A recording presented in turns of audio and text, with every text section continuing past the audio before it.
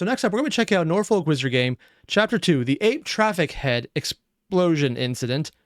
I forgot about that title since it's been a while since I checked out this last part. So far, in the first part of this, it was mostly getting into the basics of what is magic? What is ascension? We don't know. What are spheres? And that's exactly where we cut it. I've been told there's a line coming up that's going to be really awesome, and I'm looking forward to this. Also, Andre, thank you for the gifted membership, man. Thanks very much. Oh, also, this is Bruva Alfabusa. If you aren't aware of what Norfolk Wizard Game is and you're starting in at the second chapter after 4 other intro episodes, and you didn't know that, that's a level of obliviousness that I usually have, so understandable. Let's see where this goes, because people are saying there's a line coming up that I need to hear. And honestly, I'm looking forward to it, because as much as I'm still learning about mage in many ways, I also care a lot about how the setting feels. What does a mage look like in action? Beyond just kind of winging it. The 9 traditions, the 9 magic doodads. Yes, allow me to explain.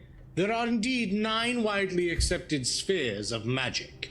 And within the organization I represent, the Council of 9 Mystic Traditions, each of these traditions represent a particular sphere. Yeah. To go into too much detail would be far too overwhelming for you at present.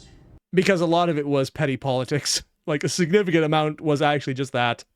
Yet I And murderous politics as well. feel I must furnish you with at least the basics. Heading out purple? Should Thanks for dropping they in. seem like kindred spirits, I would encourage you to seek them out and learn from them. All traditions within our ranks are hallowed, noble, and just.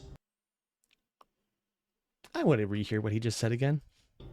All traditions within our ranks are encourage you to seek them out and learn from them. All traditions within our ranks are Did he say all or not all?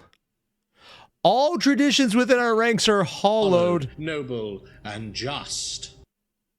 You know, prior to this, he was being very fair of, hey, we're not trying to make you believe our side. Because, you know, there's other things. Some people agree with us, some people don't.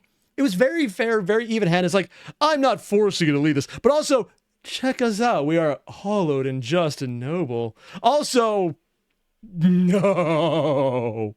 Oh, God, no. No, they make their own problems as much as anyone else does. Yeah. Like, the technocracy exists because the mages fucked around and made sure everyone else found out. Also, Duck, so these aren't what I want these week, but when I do a donut next week, it's either Soviet Russia Analog Horror, Siberian Chronicles, or Underworld Horror of Report of Erebus. Oh, God.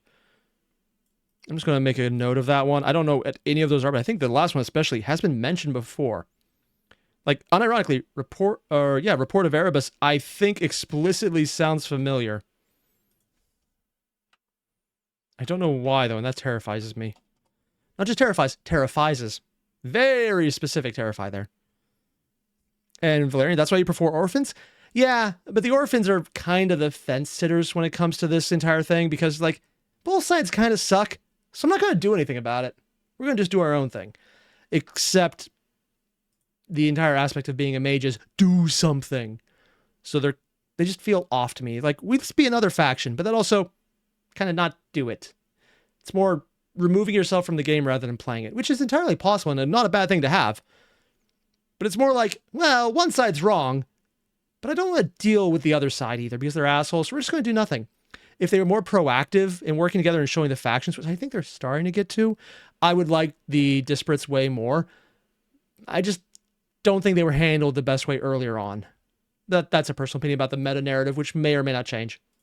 Well, most of them anyway. I begin now with my tradition, the Order of Hermes. Yep. Greatest and first among the traditions, it was the Order of Hermes that first proposed the Council of 9, and it is we who have served as its oft unofficial leaders. The unofficial part, because anyone else who disagreed with them would have a lot to say about that. On Valerian, the disparates do their own thing. It's Ascension is about you. Except that's not entirely the case. It can be about you, but sometimes Ascension is about how you deal with other people. Because Technocrats ascend as well, and they're all about other is the thing. It's not always for good reasons. It could be controlling other people. It could be enlightening other people. It could be enlightening people in your specific way of enlightenment. And that is also true for some of the traditions as well. I just think it's more, a lot of the disparates the orphans are kind of, they do their own thing, but their own thing is incredibly niche and ignores everything going around them to do so, which is, again, a mage problem, but not very interesting in how it's played out. Also, Andre, I'm going to pull up your comment. Can you make a request from Don't Starve? It's a fun game. Just, in your Signal the Lord of before we get into gameplay. As far as game go, I probably wouldn't play just because not something I really enjoy. I don't really like survival, but I actually have a playlist of it, of various lore videos or videos from the series that might be interesting to check out. No, actually, it was an entire timeline video of the entire lore. Maybe someday I'll pull that one in. I thought we would get to it by now, but we just haven't. Yeah. Masters of high ritual magic, we of the Order follow in the example of Hermes Trismegistus and the will workers of yore. Except for when they don't in lore. We are extremely disciplined, hierarchical, and exact in our pursuit of knowledge. They are definitely hierarchical. And depending on who's writing them, how the rest of them play out actually does change. I've seen some writers, because I go through a lot of stuff with Mage the Podcast, who does a lot of the fiction reviews for these things. Great little thing there. Terrifying what happened with Terry Robinson. But yeah, there's a lot of, are they actually the ones at fault? Sometimes, no. But there is a lot of meta knowledge of, if someone fucked around, it's probably the Order of Hermes. And they're very disciplined in not being disciplined enough.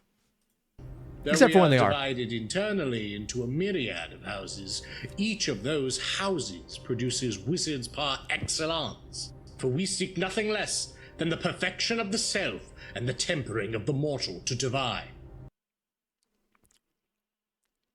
Yeah. Also, Martin, they do follow Hermes Trismegistus. That was a constant.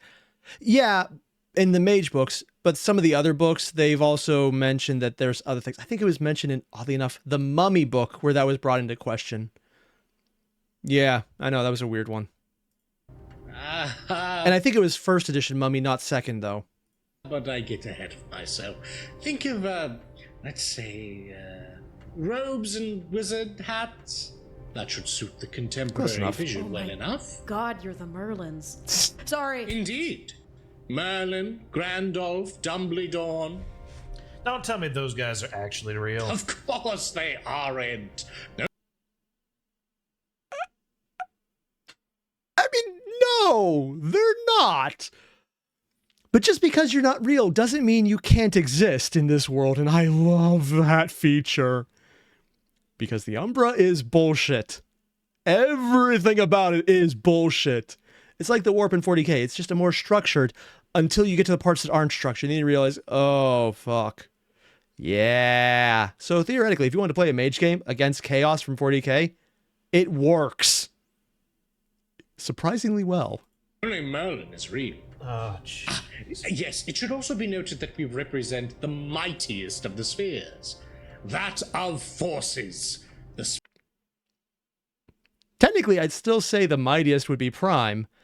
It's just it takes a long time to make Prime useful. Every sphere does things.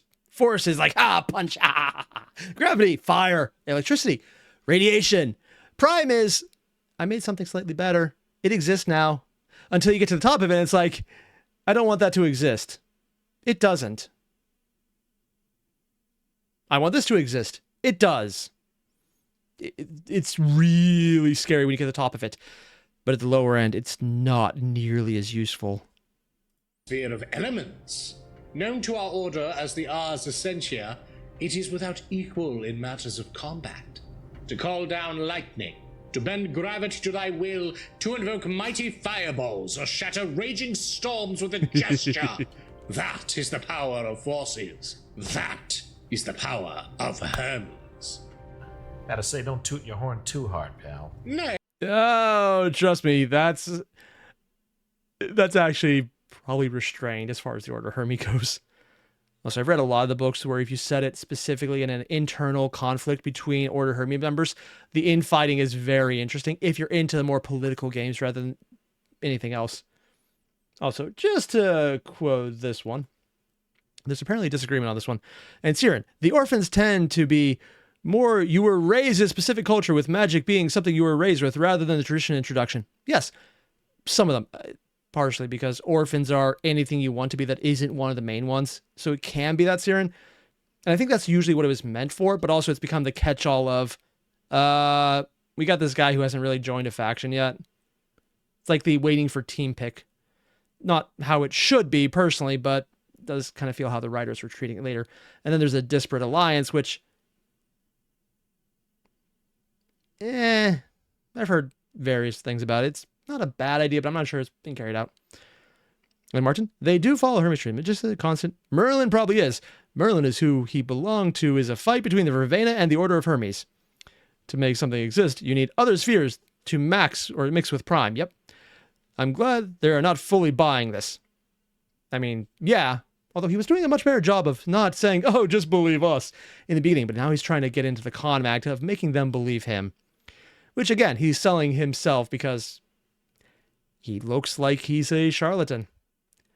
If he's not good at charisma, I'd be very surprised.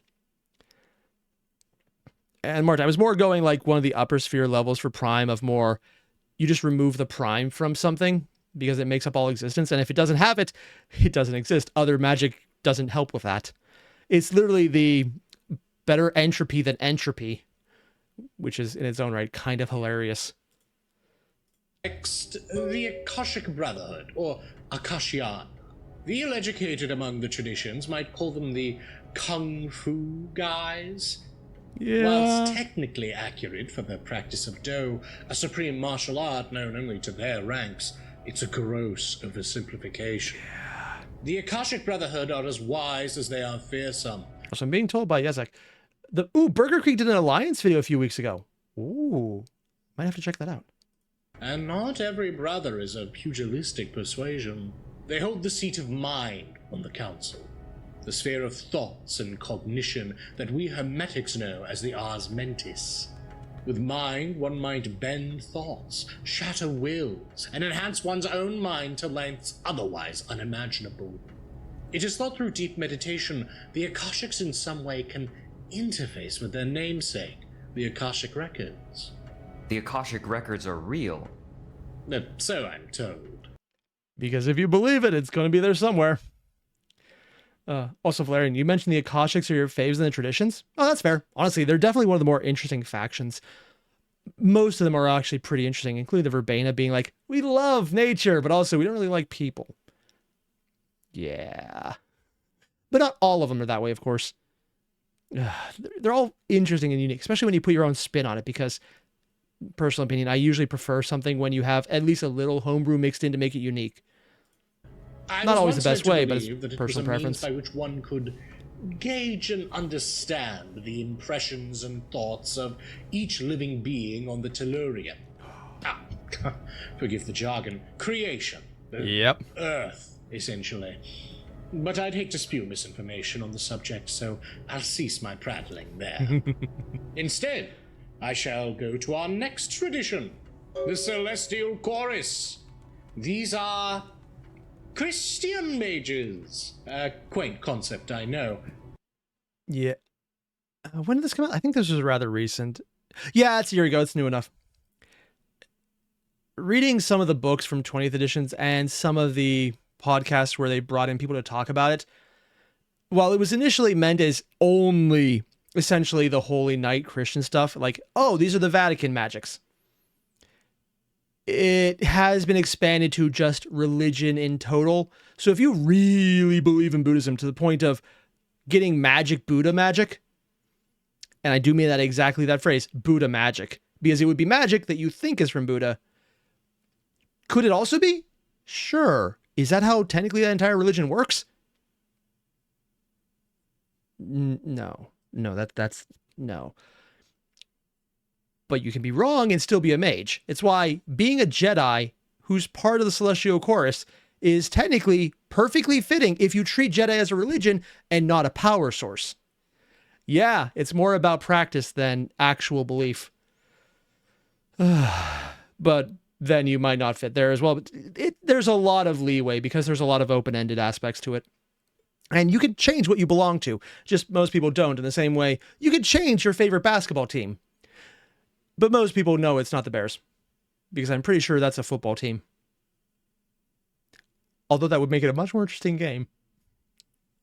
But perhaps it'd be more apt to call them monotheists rather than Christians. The chorus, you see, are an amalgamation of multiple denominations and religions. And while these groups aren't famous for their friendship in the world of sleepers, here they are united by their belief that magic flows not from the self, but from a divine source. And this is one of the things that, having listened to Mage the podcast, only touching on this is one of those settings where they know they're setting up oh god, this doesn't actually work when you get into the nits and grit of it. But that's an intentional thing that is left open to a GM if they want to play around with, hey, so you got the Shia, you got the Sunni, you got the radical Christian guy, and the people who believe in the gospel of prosperity, all in the same room, and they all agree.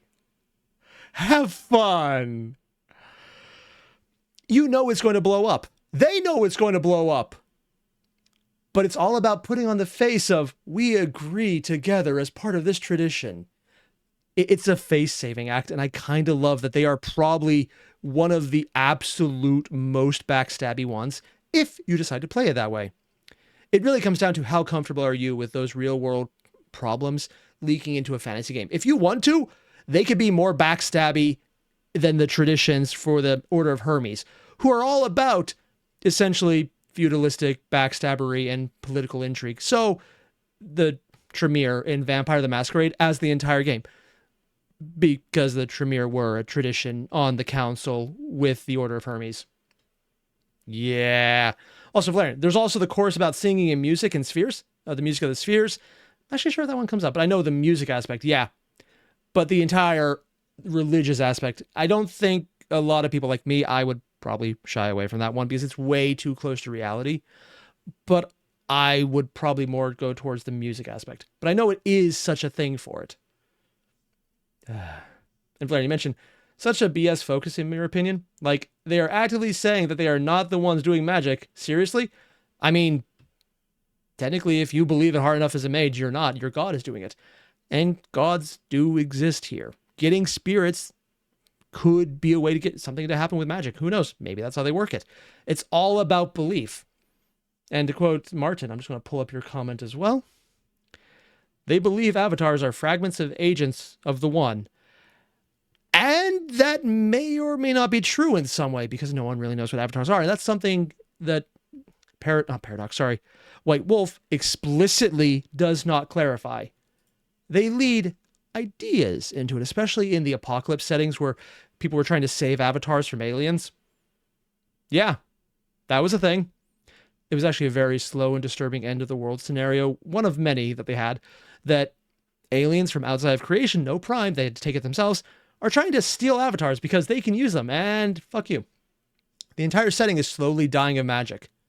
It's getting harder, to the point where when it ends, your only goal is to send the avatars somewhere else where these guys can't get them as a fuck you to them, and the belief that somewhere else something good might happen.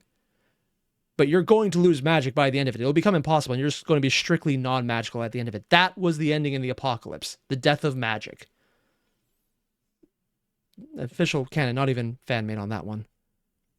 And it's one of the more poignant ones because it wasn't dying with a bang. It was the world just becomes lesser. And you can't do anything about it, but hope someone else can. A source they've tenuously agreed to refer to as the One. They hold the seat of prime, the ars potentiae, the very power of quintessence. Many traditions have differing names and concepts of the substance. Yep. Mana, ki, to name but a few. But prime is the capacity to mold the underlying energies of creation to one's will. It is a subtle sphere. But without it, one could not conjure a fireball from the air, nor enchant a sword or spear. One could not draw power from a nexus of magic, or unbind the spells of another mage. All mages are better served with knowledge of prime, and there are few better places to learn than from a chorister. Save for, perhaps, a hermetic. And now I shall discuss the I'm sorry, I just love that last line. Oh, don't worry. You can learn it from a courser. Oh, except hermetic, because we are so grand. I'm sorry. I absolutely love this guy. Like, he is the ideal form of a hermetic, as far as I'm concerned, when you're not playing it, but you have one as a secondary character, because they're so full of themselves, except he can keep it up with being actually good at what he does. cult of So far, I've seen. ecstasy. Hedonists are These guys. I'm not sure how Bruva Alfabusa is going to teach, or not teach, but like go into this one. And there's a lot of leeway in how you want to describe these guys.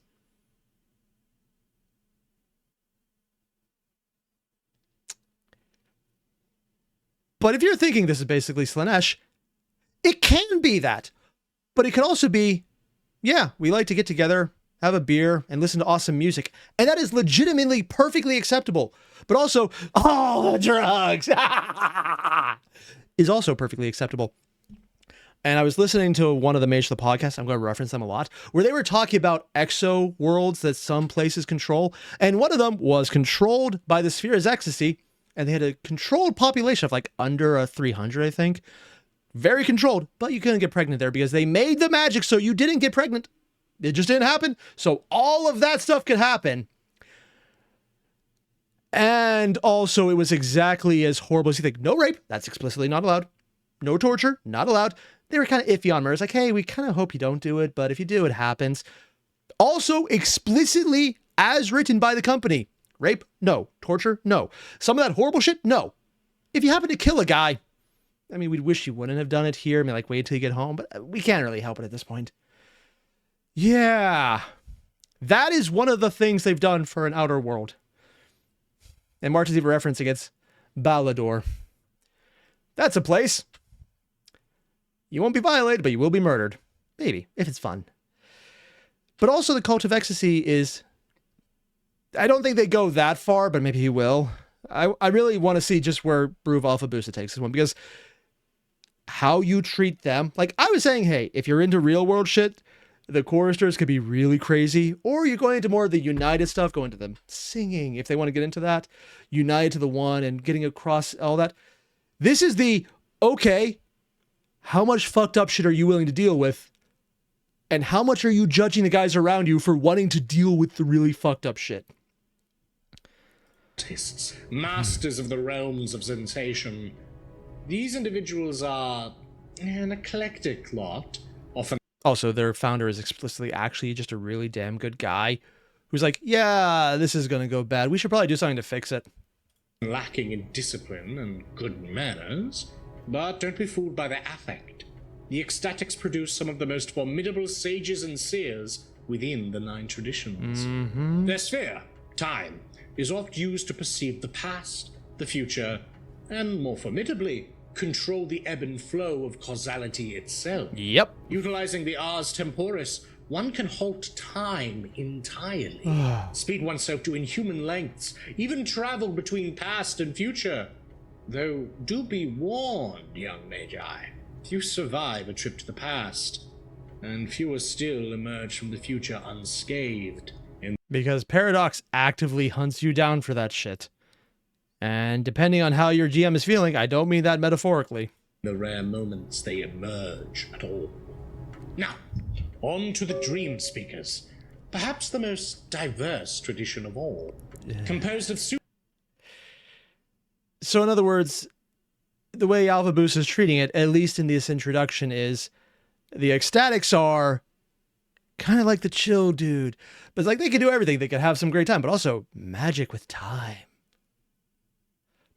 Dream Speakers, though, are the, to put it bluntly, when Mage the Podcast, I know I'm referring to it again, was talking about this, they explicitly said in the writing of it, this is the 90s, let's just do all the tribal magics and put it in one place and just call it a thing. And yeah, it was massively offensive. And the new lore is, it was done by the Order of Hermes and the tradition, so it was basically intentionally offensive because they were assholes. Which, oddly enough, in lore, makes perfect sense because it was mostly the Order of Hermes was the Greek, European, mostly rich people who were nobles and had money to throw around and would ignore a lot of things. So it's like, yes, they're the others. As the intentional in-universe reason, which is horrible, but it's horrible in an understandable way. They're also trying to make it less so, but yeah, it's kind of the catch-all. Soothsayers, folk magicians, and shamans from cultures the world over, the dream speakers are far less unified than even the celestial choir. Yet few can traverse the umbral realms with such alacrity. I see your confusion. Umbral realms. Those are spirit worlds. The dream speakers hold the seat of spirit, and utilizing their arts can not only form compacts. Also, I should probably mention, Isaac, you mentioned what does time have to do with ecstasy? When the traditions were made, it was mostly symbolic to give them one sphere that they said they had control over. Some of them really do specialize in it. For example, Force wasn't the first choice of the Hermetics. I think everyone else just ganged up on them. Or was it another one that was fucked into that one? Either way, though, they're more representative of, oh yes, we'll focus on this one, but they'll do all of them. Like, you're not locked out of it. It's just, this is the one in a sheerly symbolic measure we're going to say we represent because it's close enough. Some of them probably overlap more with others. Like Forces for the Hermetics, I think that's the one they actually chose, even though there's others that better fit them, which would, oddly enough, probably be Prime because of the random bullshit they do more than anything else. But I guess Fireball is also there. Also, Duck, you mentioned, is this Alpha? Granted, I wish I could get into anything past EHTTSD.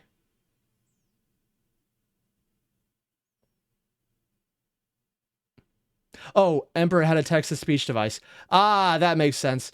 Honestly, if you haven't checked out Norfolk Wizard Game, I would heavily recommend it because you can actually see the progression of their art and their storytelling just through there alone. I would recommend it heavily. It's beautiful, man. And they've reached the point where their story is the reason I even want to engage with this universe, which is why I got into 40K. And this is, Norfolk is better storytelling, better writing, more human and more funny. It's beautiful. With the essential beings that lie within, but even step sideways to their mysterious domains. Heavens, hells, and purgatories betwixt. These are the domain of the dream speaker. And those you haven't even found yet. You may be surprised to hear that your outer space is merely an extension of the Umbra, and your aliens are but the spirits that reside in it. The fuck? There's ghosts in space? There's ghosts in space? Space ghosts. Hell is real? And technically, considering underwater is accurate, they're also space ghosts from one coast to the other. Yes, I am making a reference that is also, somehow oddly enough, perfectly true to canon World of Darkness. I love this. Well, I suppose in a manner of speaking. To my understanding, there are manifold hells that some poor souls find themselves I want to hear it again. To my understanding, Hell is real? in it. The fuck? There's ghosts in space? There's ghosts in space? And hell is real? Well, Yeah. I suppose in a manner of speaking. To my understanding, there are manifold hells that some poor souls find themselves trapped in. Yep. Usually, though, they're of their own subconscious making. There's multiple ones? Was Yeah. Hellraiser a documentary? You're gonna give the guy an aneurysm. Slow it down. There are places darker, more dangerous than any hell. Yeah. I shan't mention them here. The New Jersey dimension. You're just driving, always trying to get through it. It's always traffic and you can't get anywhere. It's like New York driving, except there's no cool sights along the side. Let us move on. And on the subject of darkness and death, who better to cover than the Euthanatoi? Oh, Grim these guys. and macabre sort, the Euthanatos concern themselves first and foremost with the custodianship of the Wheel of Fate. Specifically, those who endure in this world, shall we say, past their time. Those souls that stagnate, that seek to avert death or otherwise pollute the world, as they call it. The Euthanatos seek to bring an end to them and return them to the cycle of reincarnation. They are dangerous, unpredictable, and I can't recommend associating with them for very long. Oh. See, this is actually something I know there's multiple attacks on, and I do mean attacks in World of Darkness, because while the Euthanatoi were initially just, this is the Greek organization for Greek magic. Death! Yeah! That's also because they were just lumping it there. And it has been expanded in later editions into, this is where the various entropy, death, luck style guys kind of all collect. It doesn't just have to be the Greek, but it's still a lot of Greek influence. So it's trying to make it more generalized. But also, there's that little thing where these guys have a flaw where they get really oh, I want you dead. You must die. In the same way that some of the technocrats become very, oh, you're not agreeing with me. I am right. You need to know that I'm right because I'm right. And very set on their specific way of looking at everything, excluding everything else. These guys become very death focused, including of giving it to everyone. It's actually a flaw that anyone can have, but because they deal with entropy a lot, they're very focused on dying. So if they fuck it up, this might be how they enter their form of magical crazy. Yeah, there's a lot of ways to do that, and theirs is murder. Their chosen seat is entropy, a suitably dreary element. Theirs is the magic of decay and death, but also luck and probability. Yep. Use of the R's for tuning. Also, it might sound like I'm dissing on them. I play a luck mage, so I can't say shit right now. Ooh. Also, I'm just going to pull up the comment. Atomic Strider. Deponia is 100% off. Wait, 100% off on Steam. Well, shit. That's awesome. Allows one to shear away possibilities until only one remains. Thus, 1 in a million becomes commonplace around an entropy master. Yep. Still, they must take heed not to acquire too much of death's resonance. Jaw, There we it is go. called, and it has been the ruin of more than a few great magi. Yep. Jor. Specifically spelled, and I'm going to pull this up from Valerian, Jhor. I have no idea how to spell that normally, and I would probably absolutely butcher it later on. But yeah, that's what I was referring to. And they are bringing it up. I wasn't sure if they would. Good to know that we're actually bumping shoulders with an actual death cult. That's good. Yeah. You'll come to find, Samson, that there are few things that cults can't emerge about. On to brighter matters. The Society of Ether are technomancers and inventors who, on the whole, tend to weave an eccentric character. You see, as the Technocratic Union has enforced the paradigm of scientific thought, they have excised certain parts of it in the search for control. The Etherites are mainly made up of those thoughts that have been deemed too fantastical for the Union's ruthless and iron-fisted regime. From roboticists to atomic engineers to aeronauts that glide through the sky in extraordinary craft, these brave souls take the science of our oppressors and turn it into something wondrous and grand. For example, they're called the Society of Ether because they believe in the concept of ether. The stuff in space that would be like the phlogiston in D&D, the actual matter you're flying through, because it's not empty. There's something there. And we have found out that space is actually empty. It's just emptier. There is actually still matter up there. It's just one atom per like 3 inches. Considering that's very little, you can more or less ignore it. And I do mean atom, not molecule. It's very empty. Not completely empty, but very empty. And I think that's just because the solar system is denser than outer space beyond what the sun is putting out right here, because it actually is technically denser around us. Yeah, that's a thing. But the phlogiston was what people initially thought of as, not the phlogiston, the ether, same thing, is this fluid-like substance or gas-like substance that you can move around in, which is what everything in the sky was held in. And that you could use it, it would do things, so like make magic, you can do things with it. And then, since this is not what current consensus has as the real world, it was relegated to, you're not part of reality anymore. We don't want you to be us. So they're the Society of Ether because they believe in a concept that the technocrats don't want. So that's the concept they're using. It's also just kind of crazy how, because they're kind of winning or have already won the Ascension War, the concept doesn't exist when people go to space on space shuttles. And how much of that is even real in World of Darkness is very interesting in its own right. Their seat of the traditions is matter, the raw stuff of creation. Often considered a more boorish speciality among magi, matter is not to be underestimated. With it, one can transmute lead to gold. Or empty air to house. It's very useful. Or 1,000-pound block over a guy you don't like. Water to wine, and even puppeteer the dead. After all, they're that without necromancy? life is but inert matter. And on the subject of life, I suppose you might as well mention them. The Verbana claim to... I'm sorry, I love it. Like, so far, he's actually been very nice about the Society Ether.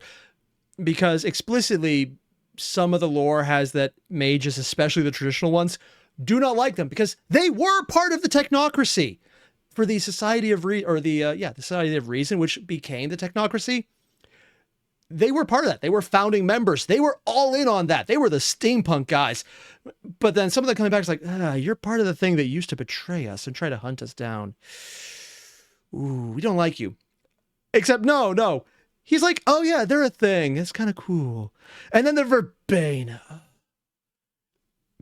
I'm sorry. I just love the sheer, these guys, that this guy is just spewing right now. To be the oldest tradition. They are not alone in this claim. Don't listen to those upstarts blindly. At any rate, those druids of the Verbana are practitioners of ancient witchcraft and run the gamut from harmless New Agers to fanatic primitivists.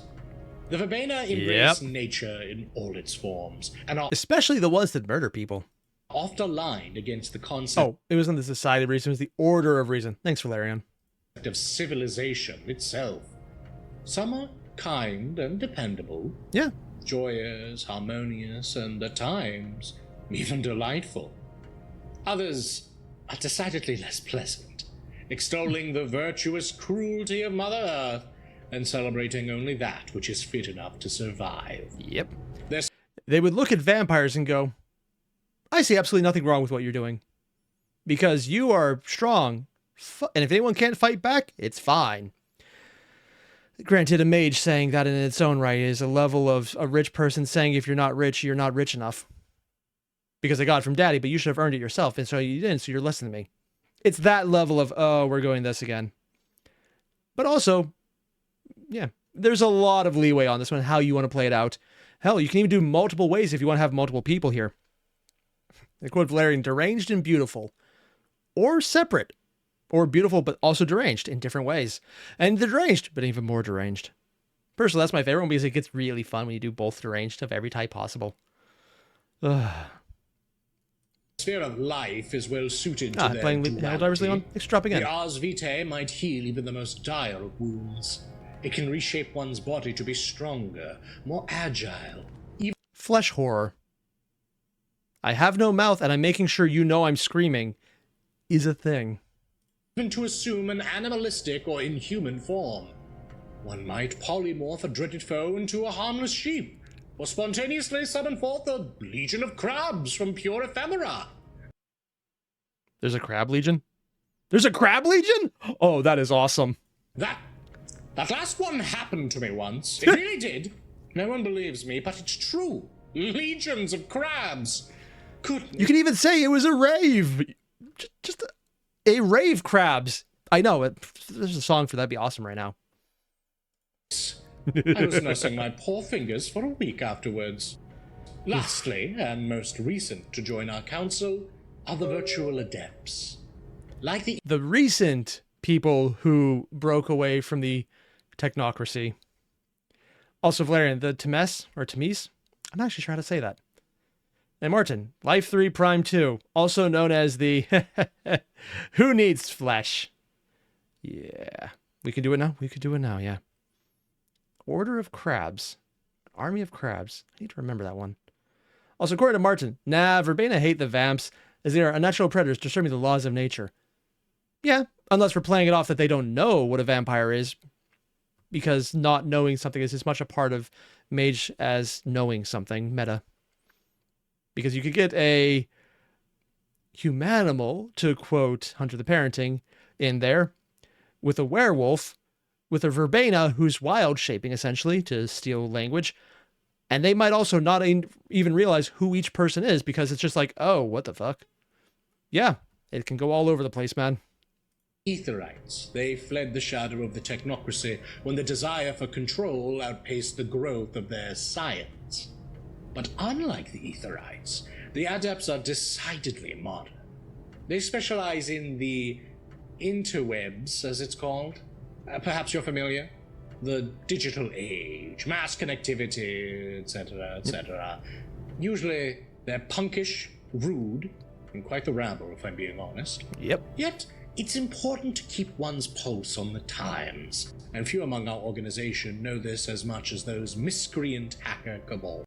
They can do the most crazy thing and watch the news through TikTok on YouTube by logging into their Discord that hasn't been invented tomorrow.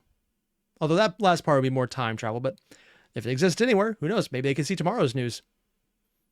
I'm bullshitting right now, but this is Mage. If you can think of it and roll high enough to get the DM to go with it, maybe. Their sphere of correspondence reflects this notion, that of space, distance, and the interconnectedness of all things. Should one require a portal open, a spell cast over a large distance, Yep. or even to appear in many places at once. Specifically, if you want that guy in front of you who you don't like to appear here, there. Oh, and his heart could be on that tree. Yeah. Apparently, and this is going to sound a little shocking, 9 out of 10 doctors believe that if you suddenly have a heart on that tree over there, you're not going to be in good shape. The 10th doctor was the test subject. They must acquire a deep understanding of the Ars Conjunctionis. It was this sphere I used to bring you all here, in fact. Is it safe to assume that correspondence would allow someone to move not just from physical space to physical space, but to another realm as well? Yep. I've heard Among tell that things. the Adepts utilize their chosen sphere to access the so-called virtual web. Because he's referring to how they fell out of the cell phone. Yeah, that makes sense. But for the most part, if you seek to travel betwixt dimensions, you really should seek out the use of the spirit sphere. Although, theoretically, they kind of overlap here because due to the prevalence of the consensus, the virtual adepts are attaching a part of the Umbra, or using a part of the Umbra that is much easier to access because people think it's easy to access. Also, explicitly, because I find this hilarious, that means what you're watching right now on this stream, in terms of mage, would be magecraft. The science of technology is all magic. I love this. It's just hilarious to me. Of course, a bit of both never hurt anyone, provided you take care not to grow too cavalier with the Tellurians' boundaries. Messing with them boundaries sounds like a good way to get yourself sent to one of those hells you were talking about. Or worse. Very well said, Samson. We'll make a hermetic of you yet. So, when we fell through the computer, that was Yep. correspondence? As I said, it's quite possible. Or it could have been a matter of you stepping sideways. I'd explain the think they fell particulars of forward. traversing the gauntlet, but I feel that's a buzzword too far, and a lecture for another day. Oh, so I'm they gonna aren't look going over into at that the one monkey. yet. What? Too far, and a lecture for another day. I'm gonna look over at the monkey. Yeah. Are you a virtual adept? He looks up at you, monkey eyes, and then he reaches for the decanter of white wine while looking at you. And he takes it slowly. And then he just starts drinking it. Is that animal cruelty? Is he allowed to do that? I mean, he can use a gun. I think he can do whatever he wants. Oh my god! They're giving the drunk monkey a gun! No, they're giving the armed monkey all the alcohol! I love this! I completely forgot about the monkey, which is right in the title. Oh. Oh, this is a thing of beauty, man. Oh. Just as long as he's not doing both at the same time. Just as long as he's not driving after this. You know, he doesn't drive. I do.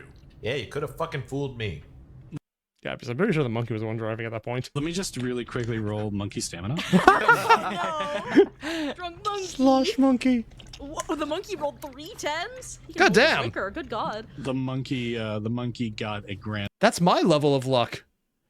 Also, yeah, that frequently happens where I get like a bunch of dice and all of them are 10s. The luck mage isn't even the game. It's just random dice happens to go my way. And only in this game. Total of 1, 2, 3, 4, 5 successes, thanks to our popping dice mechanic. So the monkey is good. The monkey's barely even buzzed. Guy's got fucking liver of depleted uranium. Terrific. As this monkey is drinking the white wine that I was rather enjoying, Parker will look over at Samson. There are many artifacts that I suspect would be related to that sphere. I'm imagining that the spirit gates in Japan would be an example. Ooh. I can't help but feel you'd need to go to Japan and see for yourself on that. Any magic that transports you physically tends to rely on a healthy dose of correspondence there. If only we knew a correspondence mage in this group. That would be really weird. Trains, for instance, are an excellent example of correspondence magic in action. Really? Have you heard of them? They tend to go chugga chugga, occasionally choo choo. God. So, correspondence magic is a train. I just realized the guy who's the correspondence mage is driving a vehicle. His ability to drive literally is magic. Ugh. Vehicular homicide is magic indeed. Marvolo reaches down and he grabs the crystal ball and he holds it in his hand. Samson, why don't you try and take this from me? All right. He will attempt to do so. Oh. You're not that far from Marvolo. You should be able to very easily take it. But as you do, it just gets distant from you. It's like the room begins moving backwards. That is from your so touch, as dumb. more and more space is created between you and it, despite the confines of the room not quite changing. You just feel distant and distant and distant, and when you finally reach out at your full extent, the effect ends and you have it in your hand. He immediately experiences vertigo and falls onto the table. The fuck? As spectators, how do we experience this? How does that look to Oh. them? You see the room extend back. Also, I'm just going to pull up what Martin's saying because as the DM, this is actually very fascinating. Go to this one. Purple. Though technically it is just correspondence with a different affinity. Correction. Sympathy chart. Odd, but could be neat. And fun fact, what he just did requires correspondence 5. So Marvolo ain't weak. To give an idea, for people who don't know this, there are so many dots you can get in each sphere. 5 is you're going to more or less say, my chosen magic can do anything I want at this point, and I can more or less break the game however I want if I succeed in my role. Yeah, it's like, oh, you can more or less do anything at that point. You're so powerful, you can justify it however you want. You can go over that, but at the point of anything I want is whatever I want, adding another dot doesn't change anything practically. It's just a matter of showing off and probably making the DM agree that it's easier for you because you have so much more power to do anything already. If that's a correspondence 5 required effect, that's like saying, okay, I can do anything I want right now. Yeah, that's kind of terrifying. Also, Valeria mentioned there are 6 to 10. Yeah, but I know about the books that go over them. They're not... The covering of what magic at those levels can do is all things you could do already at lower levels, and they just didn't. Just don't. I'd actually treat it more as see if the DM will let you have an easier time of it because you're overpowering the need for dice than anything else. They're not well written. Because it wasn't meant for gameplay. It was more like something a villain would have if you have to overcome them. And for that reason, they're just... Yeah. It was a side book anyways. Words like getting longer and longer, like more of it is just being created and filtering out. The table gets longer and longer. The space between them just gets farther and further, and then you blink and then it's back to normal. Oh god, it's Sam Raimi magic. I'm just imagining Inception. the monkey at one end of the table just steadily disappearing to the vanishing point in the back of the room. Like, oh, goodbye. All right. This is a hell of a lot of information. Thanks for at least being forthcoming with it. How many people like you, like us, I guess, are... Considering how many spheres you would have to have according to Martin, the like him is a much smaller number than like them. And it's not...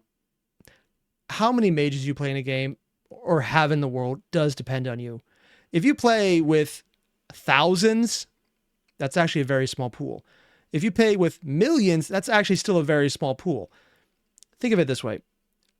If you do the math as, if you have a mage in a million and there's billions of people, you have a couple thousand mages. If you have one mage out of every 1,000, you might have an obscenely huge amount of mages to the point where you can more or less get away with there being armies of them. Because there's billions of people. It scales up from there. But if you have 1 in 100, at that point, magic isn't even secret. It's not even worth hiding. You have a game that is so magically focused. This is the traditions and the technocracy lose the Ascension War by the third option of everyone just became a mage and ignored them because they can. Which is also its own very interesting game concept. But it always depends. If you have like 1 out of a billion, that means there's 9. Those kind of numbers are worse than what they say exist for mummies, where they say canonically there are 100. You don't know all of them because you play as the ones you don't know, but there are only 100. That is one of the hard facts, at least in first edition. I'm not sure about second. So yeah. In purple, generally people treat it as 1 mage per million. Yeah, but also that's not very many. In fact, it'd almost be impossible to have most organizations with as many people they have in there. Here, I'll just pull up my phone quickly, do a little... Actually, let's do the math over here. If it's 1 per million, so that's 1 million mages. Okay? That's what we start with. 1 per million. To make that easier, though, let's add that to 9 billion people. Yeah. 1,000, million, billion. 9 billion people. Divide that by 1 million. Oh, wait, nope. That means there are 9,000 mages in there. But that would be 9,000 mages between the technocracy and the traditions, which is roughly half of them either side, except it's not. So let's cut out maybe 1,000 of them, because the biggest groups are the traditions and the technocracy. If everyone is in these, then let's ignore everything. Let's pretend that the only groups that exist are the technocracy and the traditions, and they're pretty evenly split. They're not, unless they are, because your GM might play it that way. Then you're playing half of that. So there's 4,500. Okay, that seems like a pretty high amount of people. That's a high school class. Yeah. You don't know everyone, but you might have a rough idea of who the big movers and shakers are in the entire group you have. But that's if you have a group in one place. Now that's 4,500 people for the entire world. Now, let's say they're not all in one place. They're not all in one area. For just the traditions alone, there's 9 traditions.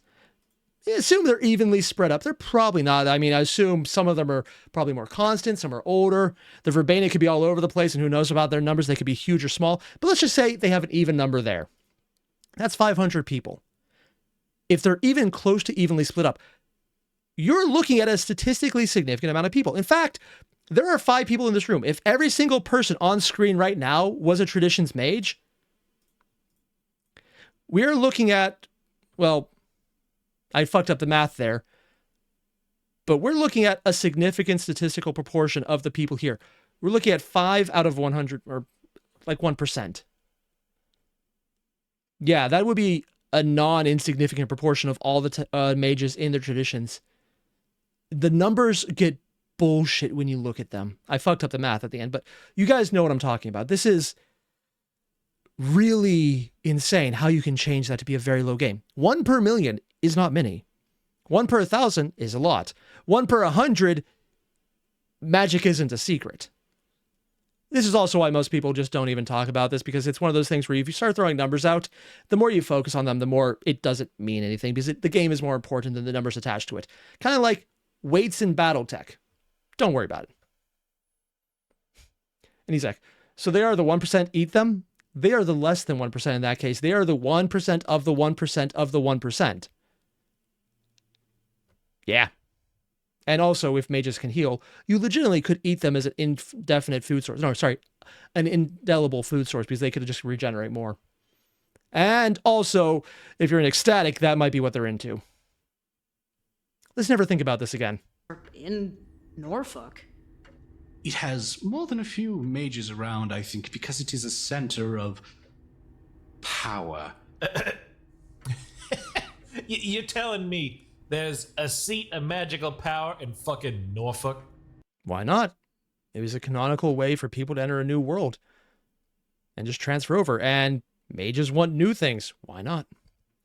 Ooh, also, Siren, you have to remember that it's canon. Most CEOs are part of the technocracy and the syndicate. Yeah, but they also have the enlightened normals. I don't remember the name off the top of my head. So they could become people who have an awareness of the technocracy. They can do sorcery, but they're not mages. But they could become them. And that way, it's very easy to bring them in at that point, because it wouldn't really be a big change. They're just more aware of the situation then. You know, Extraordinary Samson, citizen. That's the one, Purple. Thank you. there is the headquarters of NATO in the North American continent. Really? Right next door. It is? Oh, I actually had no idea where NATO was located. That's actually news to me. And you're surprised that the organization, whose main foundation is terrestrial power, may have some seed of might there? You're making it sound like the military itself is small pickings compared to them. Yeah. Oh, please don't be so gauche. There's not enough of us to be able to snap our fingers and take over the world or some such. Again. I mean, it did kind of happen. It was a guy named Baron something, and just people forgot the year.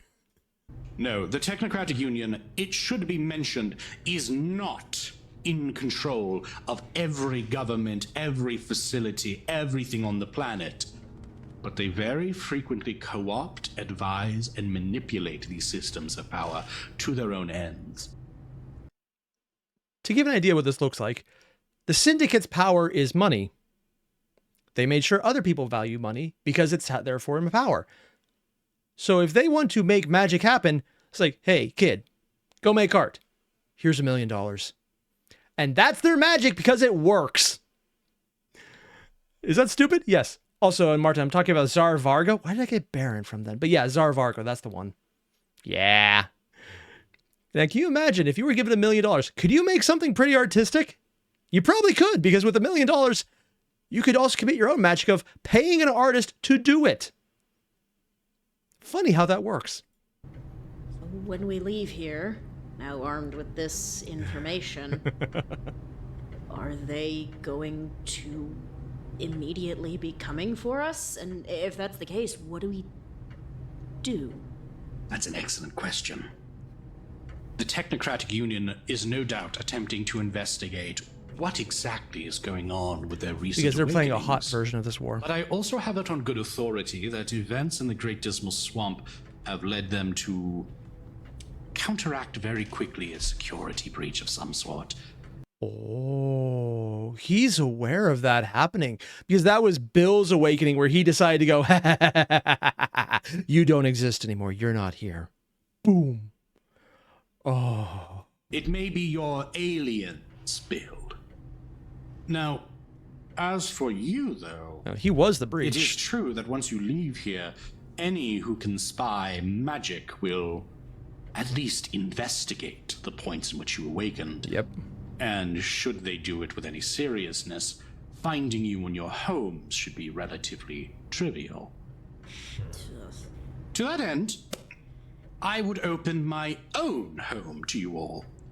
Unfortunately, it too has recently been attacked by a different force. Not the Technocratic Union, This is where I was told that this is the Nefandi come up here. And we kind of got that in the giant slug monster with all the teeth. but another combatant in the Ascension War. Whom? Yeah, about that. You want to enlighten me to who the hell summoned the meat beast in your basement? Yep. I would love to give you the individual identity. If I know knew it. it, I assure you, That would do it. this individual would no longer exist. But they call themselves the Nefandi. Have you heard yourself tale of dark magic, of corrupted souls, of power forbidden, lest it taint the mind, the body, the soul? Yeah, it's pretty typical horror movie fare. It's Your, real. You know, Necronomicon kind of shit. Also, I know I mentioned it before when I checked out the first part of this episode, but I absolutely love how every single person is posed in such a way to show their personality. Of course, Marvolo is just being like, yes, back straight, in control, leaning forward just a little to show his intention, and the smile, because it's just fun to him. Sybil, just like being a little squirrel, just like squirrely, just like she has a very small personality. Bill going like, okay, we're doing the thing, over at. Terrible description, but like he's more brash, she's a little more timid. Samson just going like straight on, arm on, there's like, sup, man. And then Parker with the glass of wine held down in a relaxed hand, just going, yes, I see. You make a valid point. Giving off the biggest villain vibes here, and I love his character for it. Also, because his player is legitimately just hilarious in his own right. When he's talking out of character, it's usually to make a joke, and it's awesome. It exists. Oh. Was Evil Dead a documentary? Evil Dead was not a documentary, but Nefandi exists. like it. This is no laughing matter. Okay. Nefandi are those of us who have forsaken the path of ascension. And hear me well, for if you hear nothing else, you must hear this. They are the one foe that even the traditions join hands with the technocracy to face. They are perilous. They are devils. They are vile without. How much detail is he going to get into on this one? Because there's a lot of variations on the Nefandi, and depending on what book they're pulling from, there's a lot of different ways they could be treated. Some are mustache-twirlingly evil. Others are manipulators. Some are manipulators who are also mustache-twirlingly evil. And some are deluded madmen who have no idea what's going on and are absolutely just insane because fuck everything. Yeah, there's a long way you can do this for. Mention. And should they get their hands on you, you should take your own life before joining them. Ugh. So severe will be the cost to your soul. Nefandi are mages who no longer believe in ascension, they believe in dissension. Their goal, if you could call it that, would be nonetheless the complete and abject torment of every soul on earth in perpetuity, including themselves.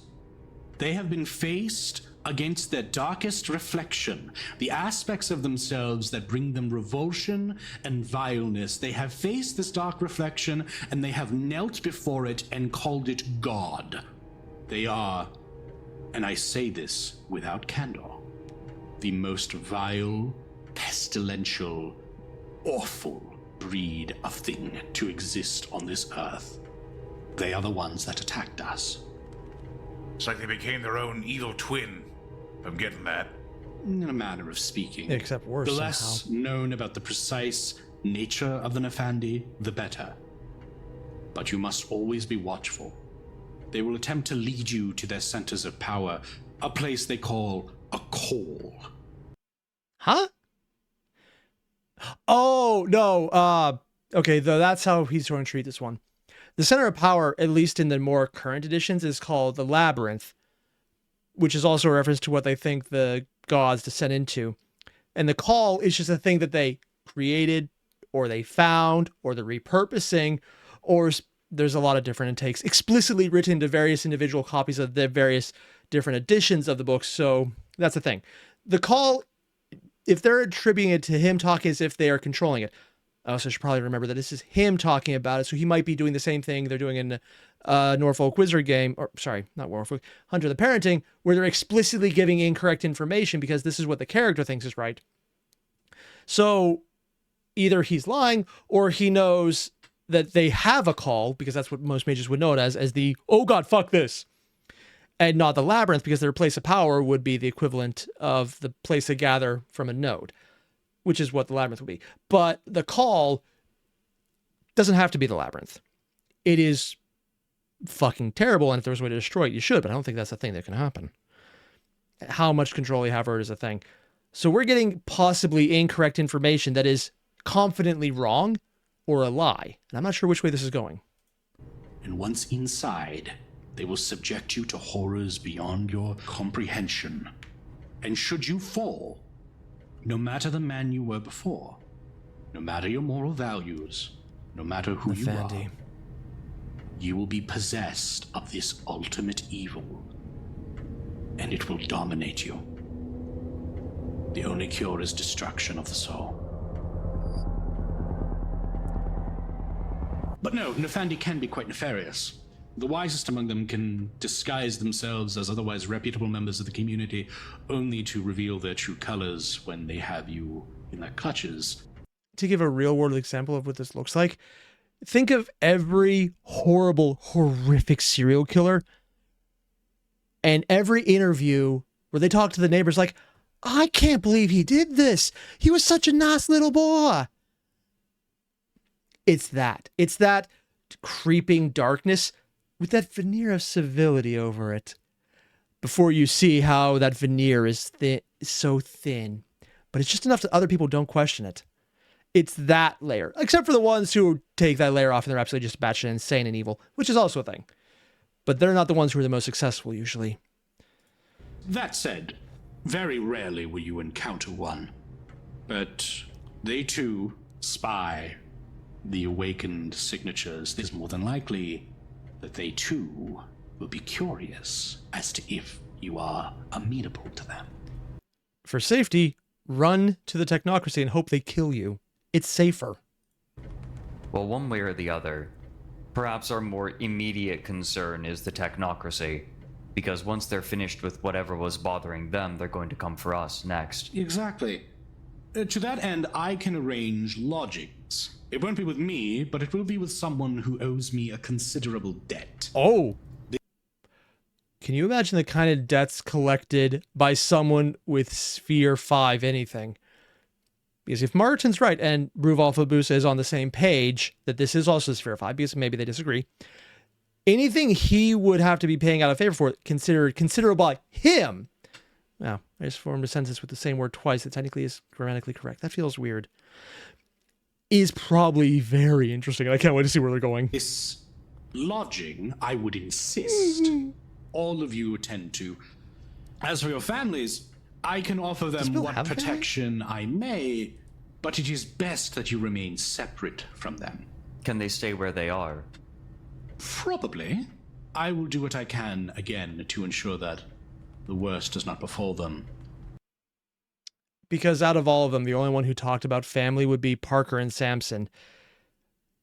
And Samson's mom was shown to be already kind of on the path to corruption by the worm when she saw her, because she was going into Pentex-related shit. Oh, yeah, I forgot about that part. Yeah, then Fanny would probably leave them alone because they already got her. But they can always make it worse. I will warn all of you, though, that you are now living a new life. And very rarely can a mage live in both the mortal world and the mystic world. Try to stop me. Way too much cool shit in the mortal world, even if there is all this stupid magic. Well, I wish you abject luck, Samson. And I would, at last, offer all of you a final boon. Oh? Samson, I have begun this process a long time ago, and it seems as if you and I are going to remain at some form of impasse. But nevertheless, it is my duty as a scion of the Order of Hermes to offer you an apprenticeship within the House Flambeau. Do you accept? Oh, he actually just got it. Oh. Was actually a little surprised about it. But I mean, you know what? I shouldn't be surprised. It was flat out said he was trying to get him in. I doubt he'll accept, but I guess I'm surprised because of how he's talking about the impasse. But I guess he's just doing it now for appearance's sake, since we've done everything else. Why not? Also, Isaac, you're asking if Nefandi and Pentex are separate? Sort of. They are not the same thing, but they heavily overlap. And I'm pretty sure one of the members is explicitly a Nefandi, like one of the leaders and the directors. But not all of them are. Some are just that horrible on their own merit. You know what? Sure. Wait, what? Guess I got as far as I can with basketball. Okay, I shouldn't have been surprised at the offer because Marvolo's entire shit is all, you know what, we're doing this because I've been trying. I was losing faith in you, my boy, but we're going to do it anyways, and I owe you the service as a House Marvolo, or a House Flambeau member to offer you apprenticeship to see how far we can go. But we are at an impasse. I was not expecting Samson to say, sure, I'd accept. That was not my expectation. See where I can go with this. Most excellent. I'll begin your official instruction within the coming weeks. I need to make sure that what occurred at my compound does not occur again. As for the rest of you, I am more than happy to see to your own instruction, should you be interested. However, I am not willing to take on 4 apprentices at the same time. Yeah, that sounds like a good way to lose your hair. Because you keep ripping at it, unless you're really good at matter or biology to fix that. Or time reversal. Probably not the right way. If you seek instruction with the Order of Hermes, I will happily lead you to other masters. I actually got a quick question for you, Marvolo. Of course. What can I help you with? I was talking to Winnie about all the nonsense that happened, right? You know, I got to check out the basement, got to see the funny meat creature and the fucking mess it made. And she kind of sent me out this way, specifically the earshot, Patty. He points at Parker. Yeah, sorry, I was tricking you. I didn't want a bottle. You're lost. They're nice bottles. Yeah, I was supposed to be like waiting for you to show up because we're looking for, what was his name, Cyrus? Carlisle? Yes, about that. We did have, on the same day that my compound was attacked, a fair-weather friend, an ally, went missing. Someone by the name of Cyrus Carling. Last I heard, Parker, they were going to your shop. Do you have any idea what happened to them, old sport?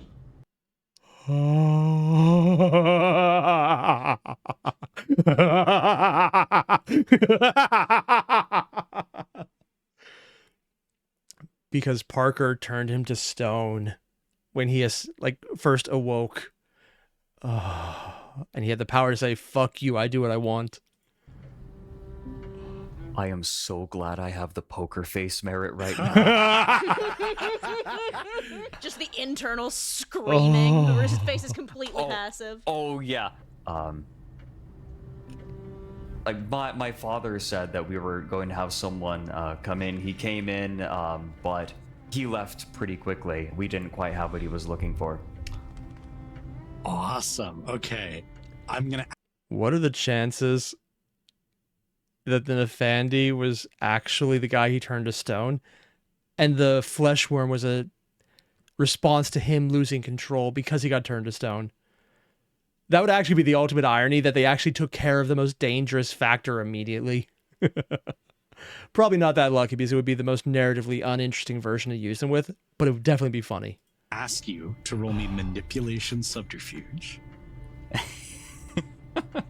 Okay. And poker face. Let's see what that does for you.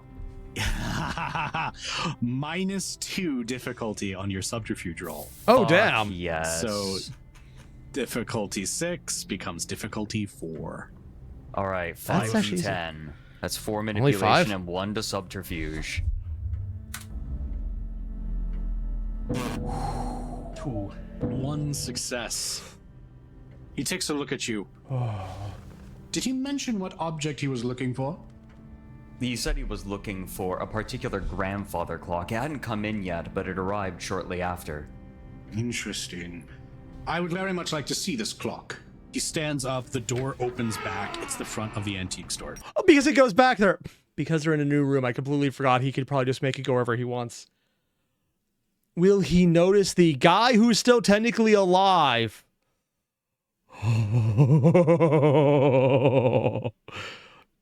Oh. He gestures you all to abscond with him as he very briskly walks forward. Samson takes the last slug of water and places the glass back down on the table before heading out. He's actually going to start dribbling his ball this time. Of course he is. All right, so Parker, I love it because in terms of magic, Samson dribbling his ball is the equivalent of a guy who has gun magic cocking it. Not just cocking it up even. you watch as everyone very quickly enters out into your antique store. Please be careful. The shop has already been smashed once today. I got you. Got good control. Parker, if you could show me where the grandfather clock is. Of course.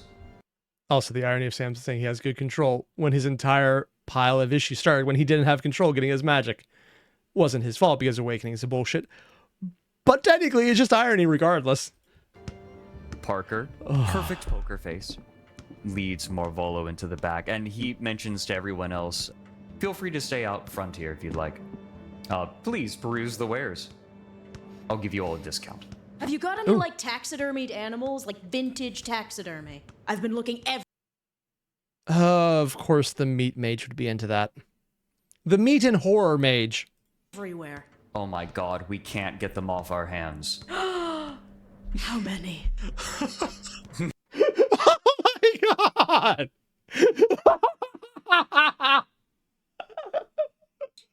Oh, and Parker just became her favorite person. Oh, wow. How many? We'll talk about it when we get back. Excellent.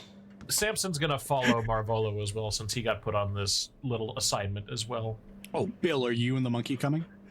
Yeah, Bill is just like, at this point, he's probably drank 2 glasses worth of Crown Royal. And Is the monkey smashed yet? Oh god, they're bringing a drunk monkey with a gun into an antique store.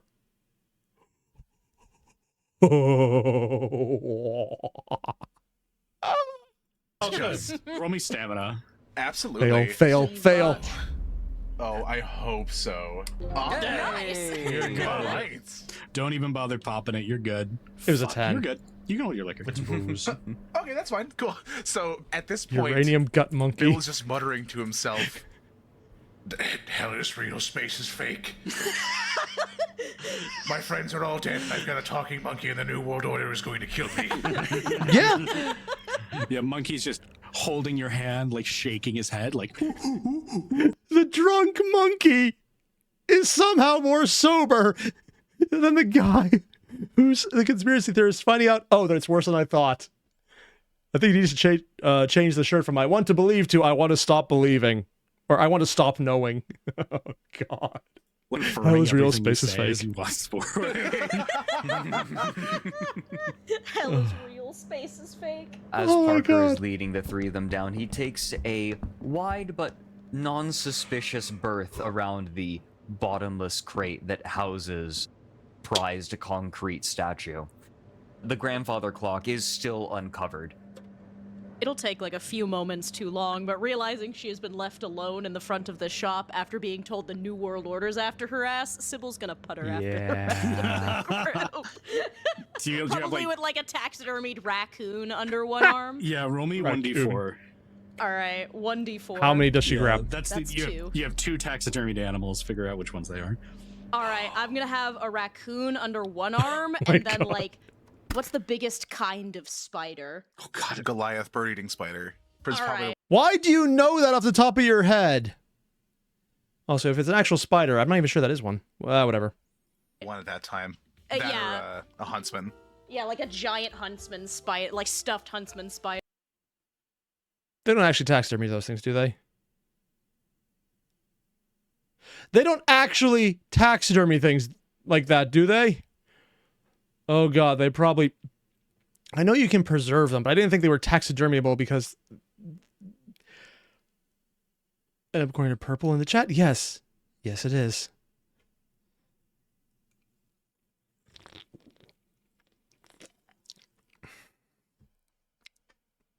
I would have liked to not know that. I know for a fact that sometimes arachnids like that will be placed in like clear polymer domes. Yeah. Oh yeah. Yeah. That I got do one of know about, those. yeah. Yeah, I don't know if you can taxidermy a spider, but maybe it's you large can. enough. I don't fucking know. I don't think you can taxidermy them, but like You basically can't you taxidermy take the a spider, you take the spider, you splay it out, and then you pour Like resin, you yeah. pour the plastic. Yeah, Yeah. the, You the can do clear it with a resin over it. tarantula. They're sufficiently I- large. I'm saying, isn't the huntsman spider like localized mostly? Not localized, but like in like the Australia, just like in Australia. Yeah, that makes those sense. are Giant big- spiders in Are they Australia. Sure, actually why not? harmless? Which ones? Yeah, they're Huntsman? buddies. They'll still, Huntsman's their some venom understandable. could kill you, but it's not like Sydney funnel webs. Those will kill you within like hours. Yeah. Wait, how did we Well- get here again?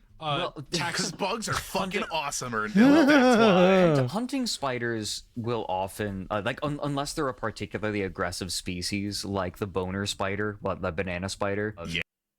I'm sorry, the what spider? Unless they're a particularly aggressive species, like the boner spider. I don't know which is worse. Funny word. Or, oh God, why is there a? And then it's how the it doesn't get any better. So what happened to you, boner spider?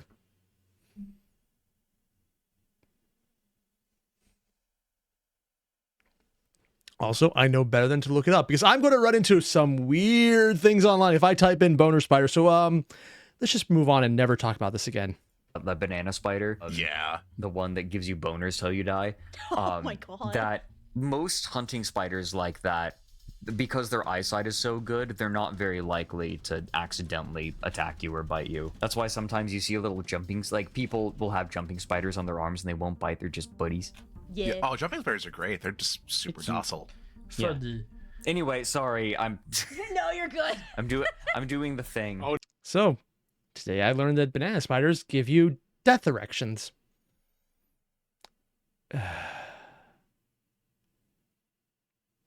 I would be okay never knowing this. No, I welcome the spider sunblock. Oh my god, you're fucking the thing? So, Marvella walks up to the clock. He begins moving his finger throughout his curly mustache. And you said it was this clock, my boy, that he was looking for? We had it ordered special for him. Interesting, interesting. Did he ever mention why he wanted it? No, he was cagey. Interesting. I suppose that's in order. Maybe in time we'll find some use for it, or he'll reappear and he may purchase it again. Would it not be a problem if some, perhaps, less than kind people came and discovered it? Would you like it moved into your new abode? That If that's not an immediate yes, I don't know what is. But he also is trying not to give away suspicion immediately. Yeah. I'm kind of surprised he doesn't get what this is immediately. He says, maybe that is in order. What is in order? Like, is this... He knows something he's not talking about, but I'm not entirely sure what. And he's not acting like this is immediate, oh, fuck. So either he's not aware or something else is going on. sounds prudent. This clock has something to do with my awakening. indeed. Well then, I think that it's a natural fit. We'll speak to the landlord, but I can't imagine they'll have much of a problem with it. Oh, the landlord where they're going. Well, yes. The abode that I'll be sending you to will be... Is it the house that Bill was working on? Oh, that would be hilarious if it was the house Bill was working on. I would laugh my ass off. The only thing better is if it was the guys from the Juggalo party who were running it, because that would just be hilarious too. be under the protection of another mage of the Nine Traditions. Oh. All right. Shit. Are we gonna have people to help us move? I have a lot of shit. I'm certain we'll figure something out. Parker, I want you to go ahead and make me a very quick perception awareness. I am very glad that I put points into that. Oh. 5 successes, very good. Damn! You notice something, and it's so minute. The box, it's slightly askew from when you last left it.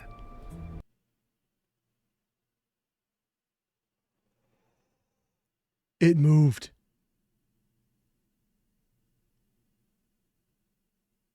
So either someone got in and saw what was going on, or the mage who wasn't dead maged? Like it'd been jostled by something. Would it be alright if I got a few affairs in order before the move happened? Oh, of course. Do you need to get some of your things together down here? Yes, please, and I'd also like a chance to talk with my father. I'm here because he's old and he needs help tending to the shop, and so I'd like to get things in order in that way. Absolutely. The rest of you need similar accommodations.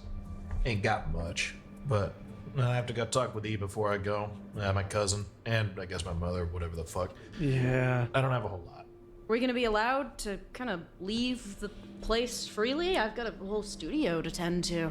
I can't imagine that you'll be under house arrest. It's not becoming of mages to never be allowed to leave. The important thing is that your trail from the awakening is given time to go cold. I'd be careful with your appearances. I wouldn't recommend dallying about your usual haunts. Damn it, I've got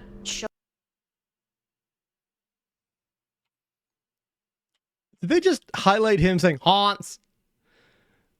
Because normally haunts would be spelled like hauntings, because apparently words are fun. Why are they focusing? It's probably an in-joke for his group, isn't it? Yeah, that makes more sense. Damn it, I've got shows coming up. She has multiple How else shows am I gonna arranged? pay rent? How much does this new place cost? I assure you, we will negotiate these things with the Already, it sounds better, because if you can negotiate the price, I like it already. landlord.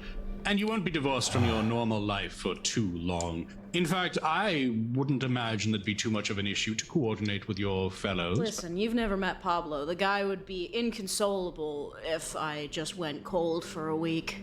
I'll have a vehicle come out to meet you later on in the evening. Whenabouts did you say it'd be decent enough time? Give me 3-4 hours? Fine by me.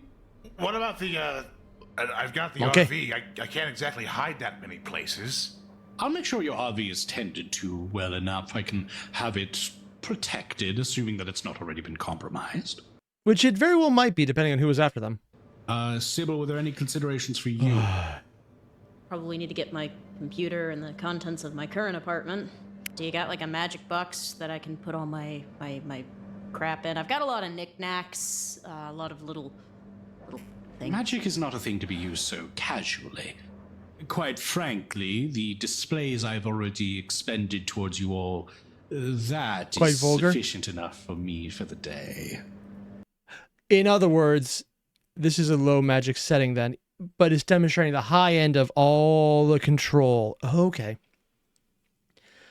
It always depends on how people play games. You can always see how they play it out. For example, in D&D, you can have a low magic setting where you get your spells, you're not getting any long rests. When they're out, bash something with a mace. But you're not going to be doing more than that. Other times you can have high magic settings where it's like, okay, I got read charges for my spells, I got extra armor, I got magic armor, I got floating shields of armor. I can do all kinds of crazy shit, and it can still fit within the main rules without homebrewing things. How magic you want to get something is here.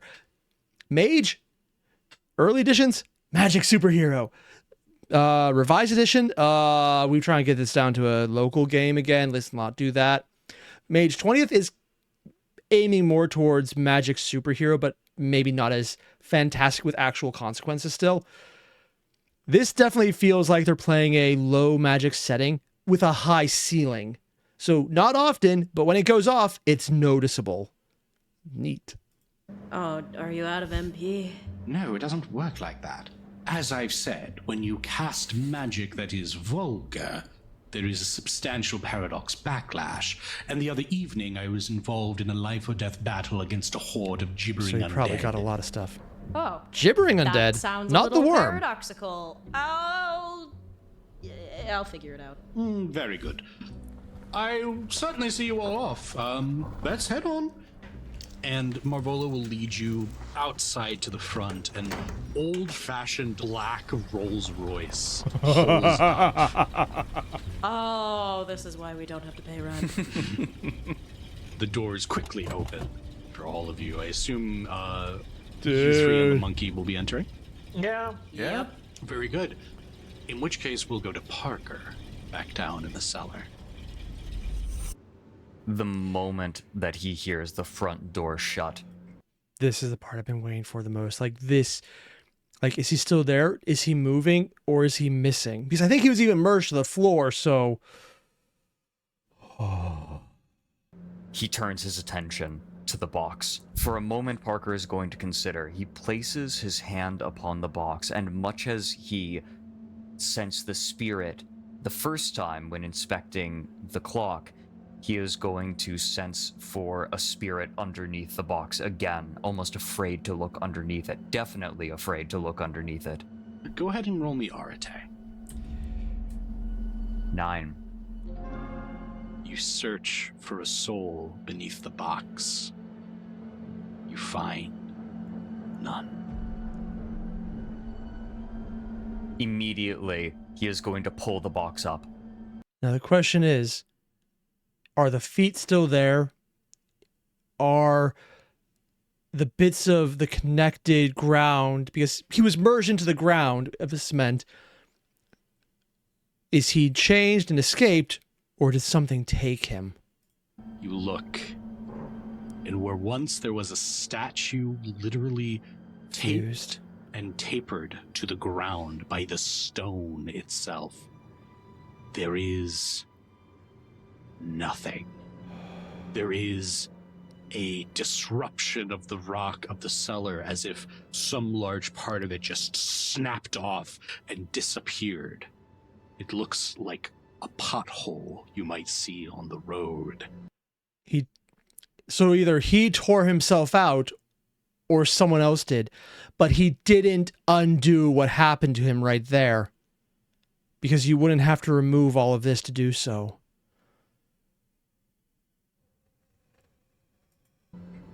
Where there once was Cyrus Carling, there now is not. Parker turns on his heel and runs up the stairs, calling, "Dad!" Yes, what is it? I heard some. Parker That's runs fine. up to him and immediately, grabs his shoulders and says, "Did you see anything? Did you see anyone come or go today?" Well, I heard some sort of commotion downstairs, but when I came down, everything seemed fine.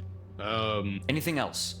There was a customer that was pacing about, seemed to be waiting to be helped. I assumed you were in the bathroom or some such, so I tended to them. They bought a little sphinx.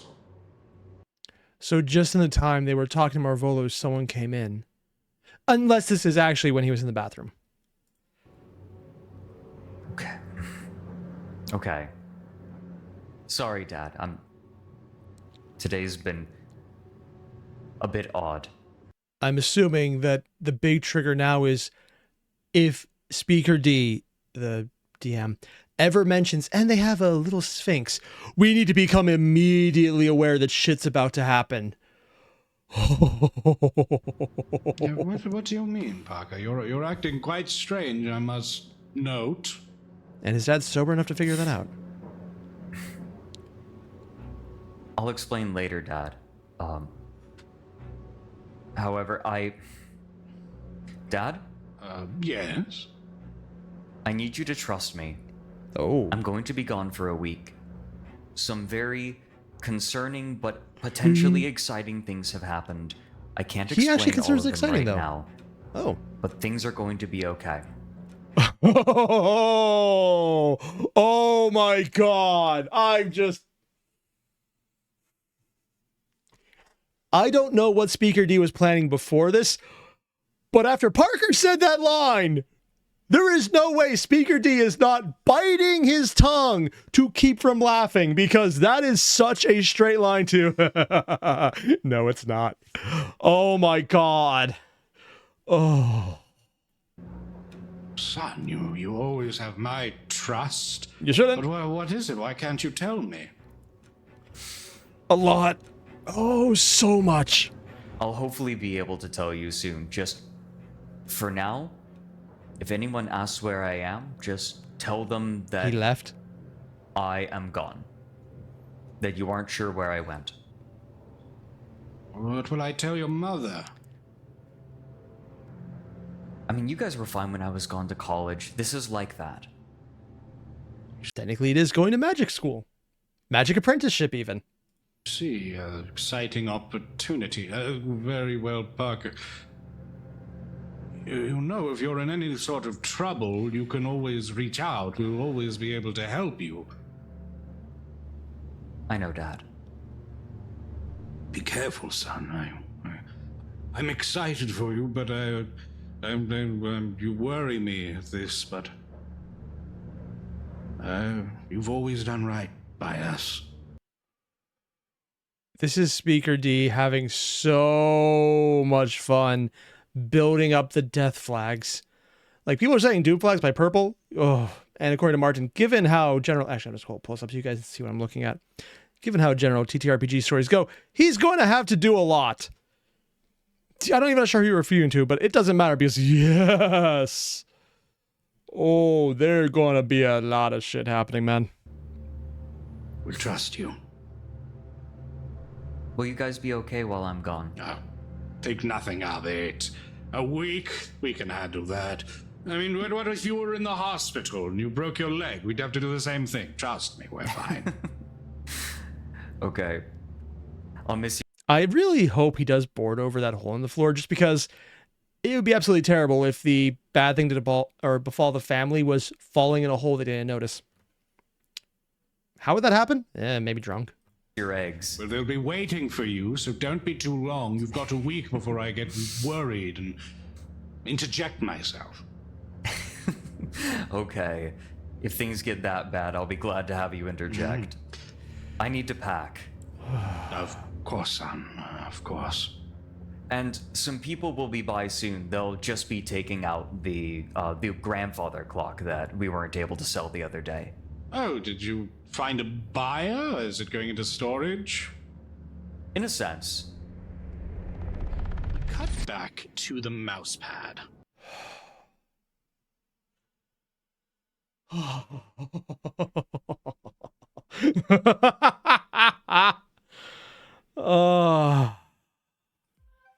going to cut this one here because, well, I know for a fact I would gleefully finish this thing. I would probably take the rest of the time to do it. My camera might die, but oh, that's good, man. This just scratches the itch of, well, how much shit are we going to have here?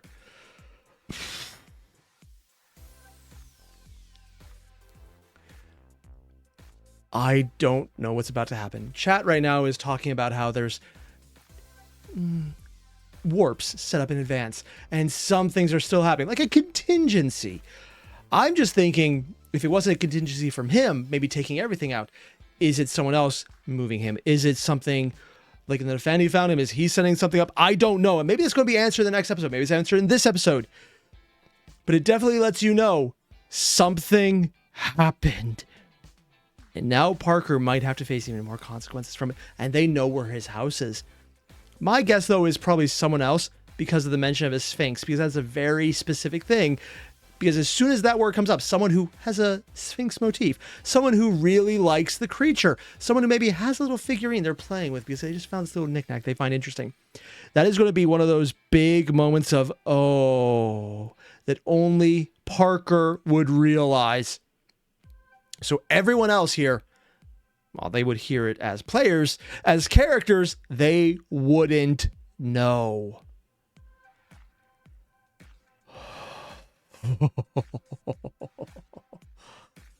Oh, that is good.